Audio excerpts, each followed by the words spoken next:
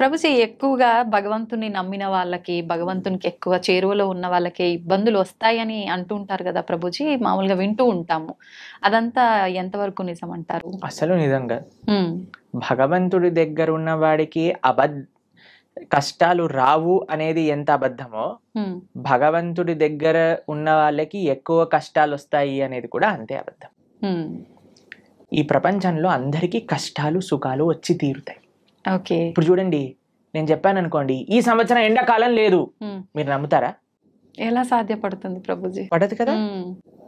నేను చెప్పాను అనుకోండి, ఈ సంవత్సరం ఓన్లీ ఎండాకాలం ఉంటుంది, వర్షాకాలం ఉండదు, చలికాలం ఉండదు అని అంటే మీరేమంటారు? ఓ బాగుంది, చాలా బ్రహ్మాండంగా ఉంటుంది. వినటానికి బాగుంది కానీ ఎలా జరుగుతుంది? అంతే కదా. అలా ఉండదు కదండి. వర్షాకాలం వచ్చినప్పుడు చలికాలం వస్తుంది, చలికాలం అయిపోయాక ఎండాకాలం వస్తుంది, ఎండాకాలం అయిపోయాక మళ్ళీ చలికాలం వస్తుంది, వర్షాకాలం వస్తుంది. ఇది ప్రపంచంలో అందరికీ తెలిసిన విధం. అలానే మన జీవితంలో కష్టాలు వస్తాయి, దాని తర్వాత సుఖాలు వస్తాయి, దాని తర్వాత కష్టాలు వస్తాయి, దాని తర్వాత సుఖాలు వస్తాయి. కష్టం సుఖం, కష్టం సుఖం ఈ మానవ జన్మలో ఒక పార్ట్ మాత్రమే. దీన్ని అండర్స్టాండ్ చేసుకొని యాక్సెప్ట్ చేసుకోవాలి ఫస్ట్ విషయం.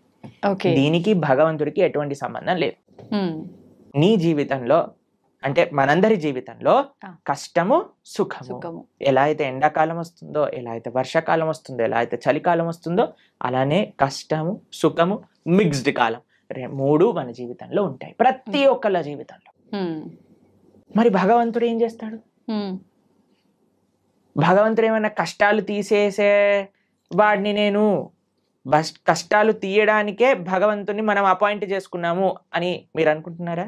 చాలా మంది ఏమనుకుంటారో తెలుసా అండి, వాడు నా పనివాడు, నాకు ఏదైనా కష్టం వస్తే వాడు దాన్ని క్లీన్ చేయాలి, ఇలా భగవంతుని భావిస్తారు. ఇది కరెక్ట్ భావన అంటారా? చాలా తప్పు ప్రభుజీ. తప్పేనా? మరి మనం ఎందుకు అలా అనుకుంటున్నాం? భగవంతుడికి మనం భగవంతుడి సేవ చేయాలా, భగవంతుడు మన సేవ చేయాలా?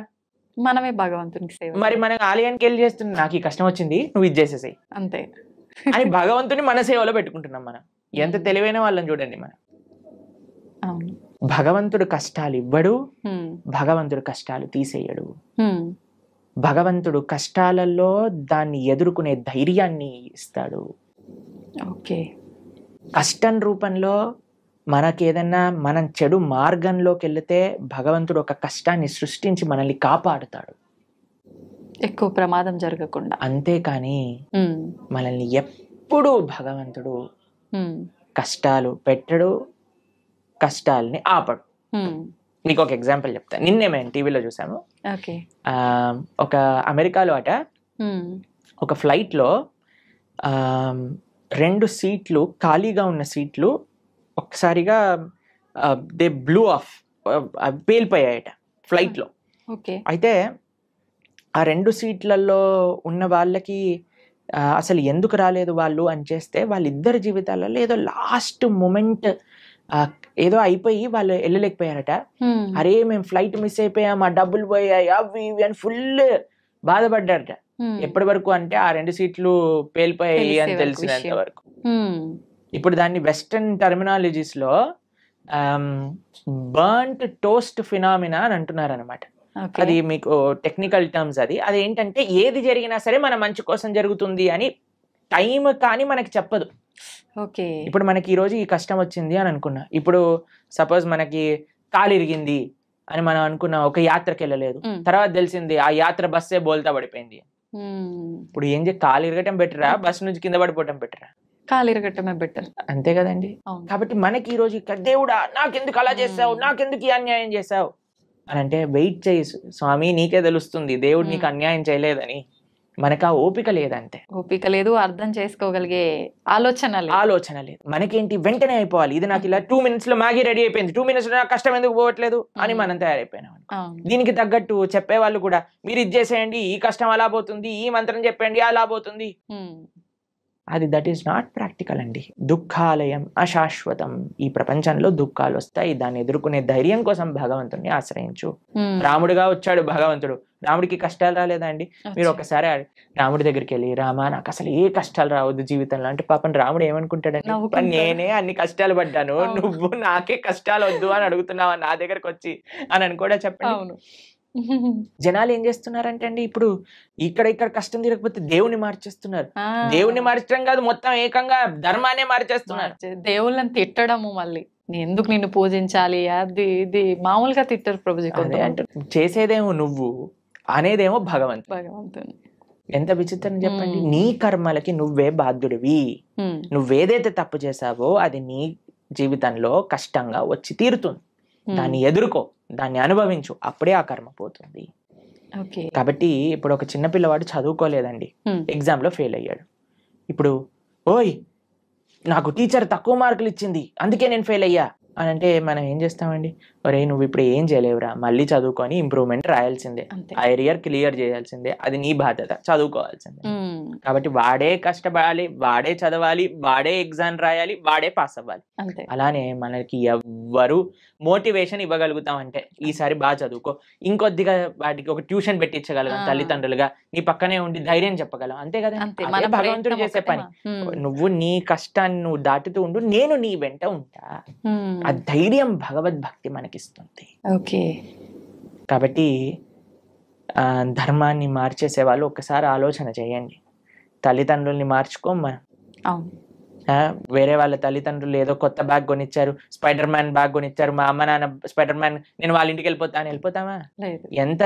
ఎంత సిల్లీయో, ఎంత worst thing to do in life. అలానే మన ధర్మాన్ని వదిలేసి వేరే ధర్మాలకి ఏదో కష్టాలు పోతాయి, మాకు కష్టాలు తీర్చేవాడు దేవుడే కాదు. మీకు ఒక విషయం తెలుసా అండి? అవునా ప్రభుజీ?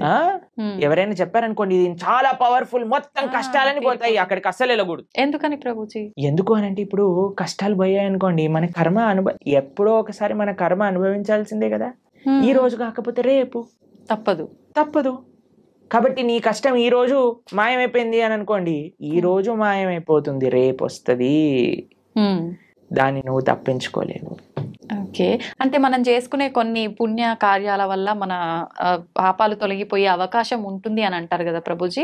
దాంట్లో భాగంగా పుణ్యము, మంచి పనులు పుణ్యాన్ని ఇస్తాయి, చెడు పనులు పాపాన్ని ఇస్తాయి. ఓకేనా? పుణ్యము సపరేట్ గా అనుభవించాలి, పాపం సపరేట్ గా అనుభవించాలి. పుణ్యం ఎక్కువ చేసేస్తే పాపాన్ని అది తొలగించదు.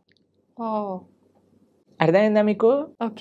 ఇప్పుడు పుణ్యం ఏదైతే ఉందో దాన్ని మీకు స్వర్గానికి తీసుకెళ్తుంది అని అనుకోండి, పాపం ఏదైతే ఉందో దాన్ని మీకు నరకానికి తీసుకెళ్తూ ఉందనుకోండి. మీరు ఎక్కువ పుణ్యం చేసేస్తే ఈ పుణ్యం వెళ్ళి పాపాన్ని ఇది చేసేదన్నమాట. పుణ్యం ఖాతానే, పాపం ఖాతానే. ఈ రెండూ పోవాలి, ఈ రెండుతో మాకు పని లేదు అని అన్నప్పుడు మనం భగవంతుడికి శరణాగతి చేయాలి, భగవంతుడి యొక్క భక్తి చేయాలి. అప్పుడు మనకి పుణ్యంతో సంబంధం ఉండదు, పాపంతో సంబంధం ఉండదు. భగవంతుడిని ఆశ్రయించడం, భగవంతుడిని చేరుకోవటం, ఇది భక్తి మార్గము అని అంటే. కాబట్టి ఫస్ట్ పాపాచరణ మానుకోవటం మనుష్యత్వం, మనుష్యత్వంలో పుణ్యాచరణ, మంచి మనిషిగా మారటం, మంచి మనిషిగా మారిన తర్వాత ధర్మాన్ని తెలుసుకొని భక్తిని ఆశ్రయించి భక్తుడుగా మారటం. ఇట్లా 3 స్టేజెస్ ఉన్నాయి. కాబట్టి ఫస్ట్ స్టెప్ ఇస్ పాపాన్ని పక్కన పెట్టండి, పాపాచరణ తప్పు. దాని తర్వాత నెక్స్ట్ స్టేజ్ మంచి మనిషిగా మారటం, మంచి మనిషిగా మారాక ధర్మం గురించి, దేవుడి గురించి తెలుసుకోవటం, భగవంతుని ఆశ్రయించటం. అప్పుడు మనకి పాపంతో సంబంధం ఉండదు, పుణ్యంతో సంబంధం ఉండదు, భగవంతుడితో మాత్రమే సంబంధం ఉంటుంది. అలా సాధ్యపడుతుందా ప్రభుజీ అట్లా ఉండడం? తప్పకుండా. ఇప్పుడు చూడండి, రోడ్డు పైన మురికి నీళ్ళు ఉన్నాయనుకోండి, ఒక మనం బకెట్ల మురికి నీళ్లు రోడ్డు పైన పడేసాం అనుకోండి, మీరు మధ్యాహ్నం కల్లా వచ్చారనుకోండి, అక్కడ ఒక్క చుక్క నీరు కూడా ఉండదు. ఎందుకు చెప్పండి? సూర్యుడు మొత్తం లాగేస్తాడు, అన్నిటినీ ఎవాపరేట్ చేసేస్తాడు, అంతేనా? పెద్ద పెద్ద నదులే ఎవాపరేట్ అయిపోతాయి. సూర్యుడికి ఆ శక్తి లేదా? అలానే భగవంతుడికి కూడా ఆ శక్తి ఉంది. భగవంతుడిని ఆశ్రయించినప్పుడు, భగవంతుడికి శరణాగతి, భగవంతుడు చెప్పిన మార్గాన్ని, అలా దేవుడి దగ్గరికి వెళ్ళి 10 రూపాయలు టికెట్ ఇచ్చి అయ్యా నీకు అర్చన చేయించేసా, నా పాపాన్ని తీసేసాయి, ఇలా బిజినెస్ ట్రాన్సాక్షన్ కాదండి. మనస వాచ కర్మన భగవద్ మార్గంలో మనం నడిచినప్పుడు, భగవంతుడికి శరణాగతి చేసినప్పుడు ఆయన మన దగ్గర ఉండే ఎటువంటి కర్మ బ్యాగేజ్ నైనా సరే ఆయన మొత్తం డిసపియర్ చేసేయగలరు. అది భగవంతుడికి ఉండే శక్తి. ఎప్పుడు మనం నిజమైన భక్తి మార్గంలో నడిచినప్పుడు, అది ముఖ్యం. హడావిడి హంగామాలు ఆర్భాటాలు చేస్తుంటారు మామూలుగా. భగవంతుడి విషయంలో వచ్చేసరికి అవన్నీ కాకుండా మనస్ఫూర్తిగా మనం దైవ మార్గంలో ఉండాలి. హంగామా, హడావిడి, ఆర్భాటం ఎందుకు చేయకూడదు? చేయొచ్చా గురుగారు? ఎందుకు చేయకూడదు అని అడుగుతున్నాను. ఒక మ్యారేజ్ డే మనం సెలబ్రేట్ చేసినప్పుడు 25th మ్యారేజ్ యానివర్సరీ పెద్దగా గందరగోళం చేసేసినప్పుడు, పిల్లవాడి ఫస్ట్ బర్త్డే ఇంత పెద్దగా చేసినప్పుడు, ఒక పెళ్లికి కొన్ని లక్షల కోట్లు ఖర్చు పెట్టేసినప్పుడు, భగవంతుడికి పూజ మాత్రం ఎటువంటి ఏమీ చేయకూడదు, స్వామికి దాలియాలు కట్టకూడదు. మన వాళ్ళు ఇప్పుడు మొన్న మాకు ఒక వీడియో పంపించారు, ఒక ఫేమస్ యాక్ట్రెస్ బాలీవుడ్ లో అంటుంది, నేను టాయిలెట్ కైనా డబ్బులు ఇస్తాను కానీ గుడి కట్టడానికి డబ్బులు ఇవ్వను అని. ఎందుకు అంత? ఎందుకు అని అంటే, నో మోర్ రిలీజియస్ ఇన్స్టిట్యూషన్స్ అని ఏదో దానికి జనాలందరూ కరెక్టే చెప్పింది, రిలీజియస్ వల్ల ఒక ఆలయం కట్టడం వల్ల ఏమి పని ఉంది దానికి అని అంటున్నారు. ఎందుకంటే అందరు ఇలాంటి మెంటల్ గా తయారవుతారు. అవును, ఆలయాలు లేవు కాబట్టి, రిలీజియస్ ఇన్స్టిట్యూట్స్ తక్కువ అయ్యాయి కాబట్టి ఇలాంటి వాళ్ళు పుడుతున్నారు. నిజమే, టాయిలెట్ మెంటాలిటీ కలిగిన వాళ్ళు. అదే ఆలయానికి ఇచ్చుంటే, భగవంతుడికి ఇచ్చుంటే మంచి మనస్తత్వం ఉన్న వాళ్ళు పుట్టేవారు. ఇలాంటి వాళ్ళని ప్రపంచంలో ఎవరు గుర్తుండరండి. ఒక 10-15 ఏళ్ల తర్వాత ఎవరిని దే విల్ నాట్ రిమెంబర్. కానీ మనం ఇప్పటికీ గుర్తు పెట్టుకునేది ఎవరిని అని అంటే, శివాజీ మహారాజ్ లాంటి రాజులని, ఎవరైతే ధర్మం కోసం కాపాడారు, దేశం కోసం ప్రయత్నం చేశారు, దేశం కోసం, దైవం కోసం, సమాజం కోసం. ఇటువంటి భావనలే రావట్లేదండి జనాలకి ఈ మధ్య.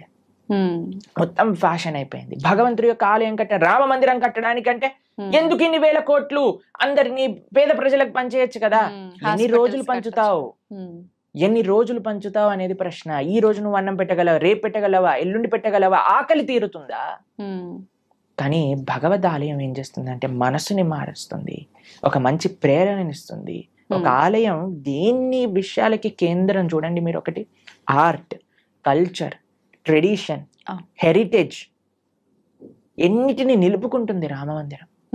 ఒక మందిరం మీరు చూసారంటే ఎన్ని వ్యవస్థలు, పూలు అమ్ముకునే వాళ్ళకి మందిరం, ఒక ఫార్మింగ్ చేసే వాళ్ళకి మందిరం, ఒక ఆర్ట్స్ నేర్చుకునే వాళ్ళకి మందిరం, భగవంతుని ఆశ్రయించిన వాళ్ళకి మందిరం.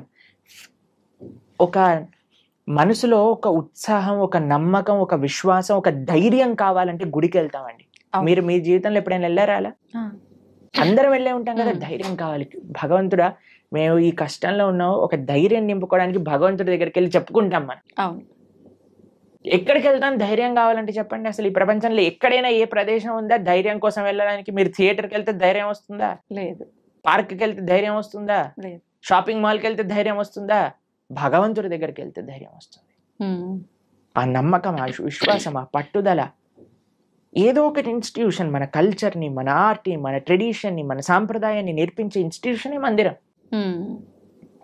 కాబట్టి మనకి వీ వాంట్ ఎవ్రీథింగ్. ఎప్పుడైనా మీరు హైదరాబాద్ లో ఈ 5 స్టార్ హోటల్ కట్టబోతున్నారు, వాడిని అడిగారండి, ఎందుకు 5 స్టార్ హోటల్ కడుతున్నావు, నీ పక్క నుండి ఇస్లాం లో అన్ని డబ్బులు బంద్ చేసేయి, 1 స్టార్ హోటల్ కట్టు సరిపోతుంది అని మనం ప్రశ్నిస్తామండి? లేదు. ఎందుకు? మనకు కావాలి. ఎవరైనా 700 crores 5,000 crores పెట్టి మూవీస్ తీస్తే వాడికి వెళ్ళి చెప్తామా, ఒరే నువ్వు ఈ మూవీ తీయకరా, మేమందరం ఏం పర్వాలేదు, చూడకపోయినా పర్వాలేదు, నువ్వు 1000 కోట్లు పనిచేసే జనాలకి అని చెప్తారా అండి ఎవరైనా? లేదు. దీంట్లో మనకి ఏం ప్రాబ్లం లేదు. కానీ ఎప్పుడైతే భగవంతుడికి ఏదన్నా సేవ చేస్తున్నారనుకోండి, భగవంతుడికి అభిషేకం చేస్తే వెంటనే పాలేంటి అని అంటారు. నేను చూసానండి, సినిమా హీరోల కట్అవుట్లకి పాలాభిషేకాలు చేస్తూ ఉంటారు, రాజకీయ నాయకులకి, కరెక్ట్ రాజకీయ నాయకుల విగ్రహాలకు పాలాభిషేకం. అప్పుడేమైంది మన నీతి? మనకు నచ్చిన పని చేస్తే తప్పులేదు. మీరు చూసారండి ఇప్పుడు కొత్తగా ఈ ట్రెండ్ లో ఏమంటామంటే, ఆ న్యూ ఇయర్ పార్టీలు అవి ఇవి అని చేసుకుంటారు కదా, దాంట్లో షాంపైన్ బాటిల్స్ లోంచి షాంపైన్ అంతా ఇలా పోతూ ఉంటుంది చూసావా? అప్పుడు నీకు డబ్బులు వేస్ట్ గా, అదే 5,000 10,000 ఎంత ఉంటాయో మనకు తెలియదు, కానీ ఆ బండిటిని నేల కొరగటంలో నీకేం తప్పులేదు, పిచ్చి పిచ్చి గంతులు వేయటంలో నీకు తప్పులేదు, పబ్బులు కట్టడంలో తప్పులేదు, రెస్టారెంట్స్ కట్టడంలో తప్పులేదు, మాల్స్ కట్టడంలో తప్పులేదు, సినిమా థియేటర్లు కట్టడంలో తప్పులేదు, మందిరం మాత్రమే తప్పు. ఎందుకంటే భగవంతుడు మంచివాడు కాబట్టి. పాపం వాడు ఏమన్నాడు కదండి, నవ్వుతూ అలా నించుంటాడు. భగవంతుని కూడా తప్పట్లే. భగవంతుడిని ప్రేమతో ఉండే వాళ్ళ దగ్గర ఆయన ఉంటారండి, అది వేరే విషయం. ఆయన ఏం ఎక్స్పెక్ట్ చేయట్లేదు మనం ఇంత పెద్ద గుడి కడతాం అంత గట్టు, అది మన కృతజ్ఞత. కాబట్టి జనాలు అందులో ఆర్భాటాలు వద్దు అని కేవలం భక్తిలో అనుకుంటే తప్పు. లేదండి, మా జీవనమే సరళం. మేమే ఒక మ్యారేజ్ డే వచ్చింది అనుకోండి, ఆలయానికి వెళ్ళి దండం పెట్టుకుంటాం. అలానే భగవంతుడి యొక్క ఉత్సవం వచ్చినా ఆలయానికి వెళ్దాం. లేదండి, మేము మ్యారేజ్ డే మాత్రం ఒక 2-3 లక్షలతో చేస్తాము, కానీ కృష్ణాష్టమికి మాత్రం 100 రూపాయలు ఖర్చు పెడతాం. అది తప్పు. ఇక్కడ చూపించగాలి, ఇక్కడ చూపించే వ్యక్తిత్వం గురించి మాట్లాడుకోవట్లేదండి. కేవలం నేను చూపించడానికే పూజ చేస్తా అనటం తప్పు. కానీ భగవంతుడికి ప్రేమతో నేను ఇంత గొప్పగా చేసుకోగలుగుతాను అని అనుకోవటంలో తప్పేమీ లేదు. చేసుకోవచ్చు, కానీ మన హృదయంలో ఆ భక్తి, ఆ ప్రేమ అనేది ఉండాలి. ఓకే, ఏమంటారు మీరు? నిజమే ప్రభుజీ, ఉండాల్సిందే. చాలా తక్కువ మందిలో ప్రభుజీ రాను రాను ఇంకా అంటే ఎక్కువ ఆధ్యాత్మిక మార్గంలో భగవంతునికి దగ్గరగా ఉండాలంటే ఎక్కువ అంటే ఏమంటారు సెంటిమెంట్లు, కండిషన్లు ఎక్కువ ఉండాల్సిందేనేమో అని చెప్పి లిమిట్ లో అని అందరు జనాల్ని ఒక మబ్బెలో పెట్టేశారు జనాలు. కానీ మీరు మనందరం కలిసి ఇంకా ఇంకా ప్రజలలో ఆ చైతన్యాన్ని తీసుకొని రావాలి. అవును ప్రభుజీ. భక్తి అంటే కేవలం sentiments, rules, regulations, conditions, impositions కాదు. భక్తి అంటే ఎంతో సరళమైన, సున్నితమైన, ఆనందకరమైన, ఉత్సాహకరమైన, మనశ్శాంతిని ఇచ్చే ఒక ప్రాసెస్ అని మనందరం కలిసి జనాలకి చెప్పినప్పుడు అప్పుడు మాత్రమే వాళ్ళు నిజమైన భక్తి అంటే ఏంటో అర్థం చేసుకోగలిగే స్థితిలోకి వస్తారు. నిజమే ప్రభుజీ. ఇంకా ఇంకా ఇంటర్వ్యూస్ చేయాలి ఇలా. తప్పకుండా చేద్దాం ప్రభుజీ. మార్పు మనతోటే మొదలు పెడదాం. ఓకే.